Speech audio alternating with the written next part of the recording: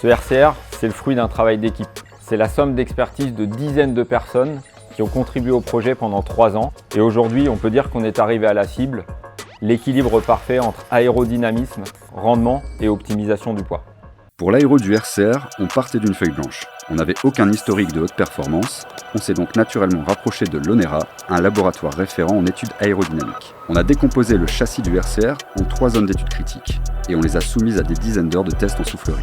La première zone d'études identifiée, la douille de direction. La deuxième zone, la fourche. Et la troisième, la jonction des haubans sur le tube de selle. Avec un coefficient de pénétration dans l'air de 0,0726, le ratio aéropoids du RCR fait de lui une référence dans son segment. De façon générale, l'ONERA fait de la recherche aéronautique. Ici, sur le centre de Lille, nous travaillons sur de l'aérodynamique basse vitesse, en particulier dans des conditions de décrochage ou de vrille. Quand on parle d'optimisation aérodynamique, on doit garder 2 choses en tête. La première, c'est de réduire au maximum les surfaces qui s'opposent à l'écoulement de l'air, la surface frontale. La deuxième, c'est de contrôler le flux d'air pour avoir l'écoulement le plus fluide possible et qui crée le moins de turbulences. Le point de départ de l'étude du projet du RCR, ça a été l'étude de ces sections en 2D. Tout en gardant en tête les contraintes de rigidité de chaque tube, nous avons fait des études pour avoir le profil le plus aérodynamique possible. À partir de là, on a généré 12 études de concept en impression 3D, mettant en avant différentes variations de sections et de jonctions de tubes. Puis, on les a toutes testées en soufflerie. Une soufflerie, c'est de l'air qui est aspiré dans un tunnel pour obtenir un écoulement laminaire, c'est-à-dire sans turbulence. De là, le vélo est positionné sur une balance très sensible qui vient mesurer les différents efforts de la poussée de l'air sur le vélo, et ça à différentes vitesses et avec différents angles de vent. En croisant les données des différents tests, on a réussi à isoler les résultats pour chaque variation de section et sélectionner les meilleurs profils. Ce qui nous a permis d'atteindre un coefficient de pénétration dans l'air du RCR de 0,0726. Pour maximiser le rendement, un bon équilibre des rigidités est nécessaire.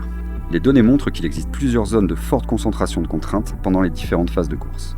Les itérations sur banc d'essai nous ont permis d'ajuster ces valeurs. Un head tube modérément rigide pour un vélo précis et permissif, un boîtier de pédalier très rigide pour une transmission de puissance optimale et un arrière du châssis souple et dynamique pour parfaire l'équilibre global du vélo. Une fois qu'on a défini les formes du cadre, commence un processus d'itération sur le drapage. Le drapage, qu'est-ce que c'est ? C'est l'ensemble des pièces de carbone qu'on va venir appliquer sur le cadre.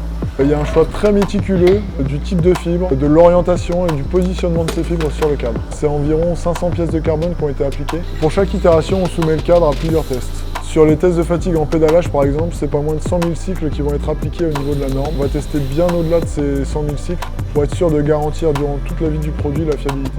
Ensuite, il y a tout ce qui concerne les tests d'impact. Et ils sont là pour simuler tout ce qui est nid de poule, pavé, trottoir qu'on pourrait rencontrer de manière occasionnelle. Nous avions des cibles ultra ambitieuses, notamment en termes de poids et de rigidité, sans faire aucune concession sur la fiabilité.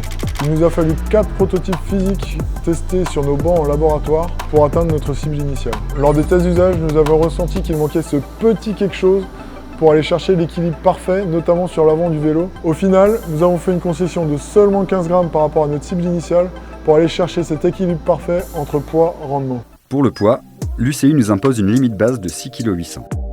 Notre ambition était d'approcher au maximum ce poids tout en préservant les performances d'aérodynamisme et de rendement. On a dû imposer la culture du gramme dans chacune des phases de conception. L'optimisation s'est faite sur 3 grandes étapes. Le choix des fibres de carbone et leur drapage, l'allègement de tous les composants et le développement des techniques de cosmétique. Une approche sans concession qui nous permet d'assembler un RCR prêt à courir à 6,8 kg. Le drapage, c'est une superposition de feuilles de fibre de carbone entrecollées de résine.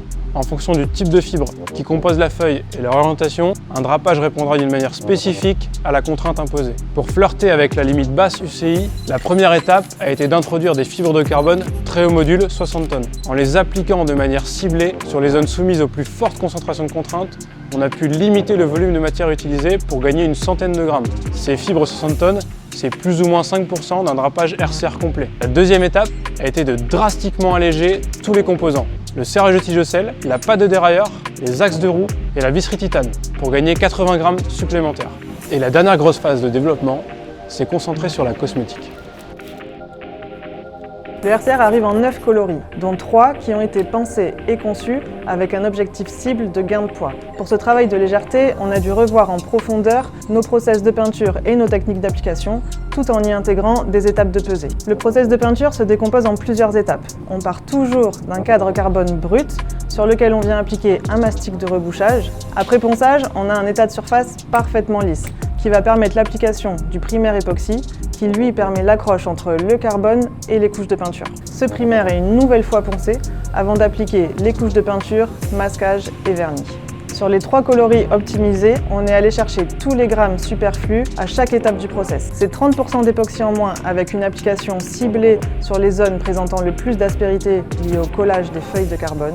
C'est une optimisation des couches de peinture et de vernis avec une application 100% manuelle et des choix design minimalistes qui laissent apparent les feuilles de carbone. Et enfin, pour les décorations, c'est l'utilisation de water décal polyester à transfert d'encre. Au final, sur le process cosmétique global, nous avons réussi à atteindre un gain de poids de 50 à 100 grammes en fonction du coloris.